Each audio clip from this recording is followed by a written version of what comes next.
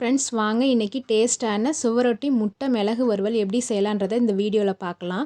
சுவரொட்டி வாங்கின உடனே அப்படியே கட் பண்ணி சமைக்காமல் இப்போ அது மேலே தோல் ஒரு லேயர் மாதிரி இருக்கும். அந்த தோலை உரிச்சிட்டோன்னா நமக்கு சீக்கிரமாக வேகும். அதனால தான் அந்த தோலை உரிக்கணும். நான் உரிக்கும் போது டக்குன்னு வந்துடுச்சு. அப்படி வரல அப்படின்றவங்க சுடு தண்ணியில் ஒரு 2 நிமிஷம் போட்டு வச்சு உரிச்சிங்கன்னா நல்லா சீக்கிரமாக வந்துடும். இந்த சுவரொட்டி சாப்பிட்றதுனால ஹீமோக்ளோபின் அளவு நல்லா இன்க்ரீஸ் ஆகும் ஃப்ரெண்ட்ஸ். வாரத்துக்கு ஒரு 3 தடவையாவது எடுத்து சாப்பிடுங்க. இப்போ வாணலில் கொஞ்சமாக நல்லெண்ணெய் சேர்த்துக்கலாம்.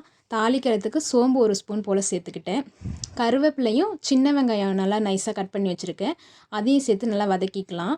இப்போ 1 டேபிள் ஸ்பூன் போல் இஞ்சி பூண்டு பேஸ்ட்டு இதையும் நல்லா சேர்த்து பச்சை வாசனை போகிற அளவுக்கு வதக்கிக்கலாம்.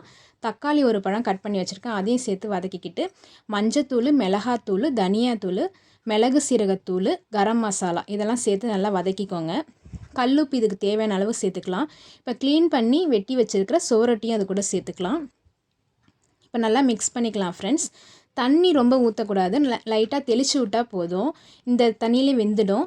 இப்போ நான் முட்டையை வேக வச்சு கட் பண்ணி வச்சுருக்கேன், அதையும் இது கூட சேர்த்துக்கலாம். இப்போ டேஸ்ட்டான சுவரொட்டி முட்டை மிளகு வறுவல் ரெடி ஆயிடுச்சு. நம்ம சேனலை லைக் பண்ணுங்கள், ஷேர் பண்ணுங்கள், சப்ஸ்கிரைப் பண்ணிவிடுங்க. ஓகே, பாய்.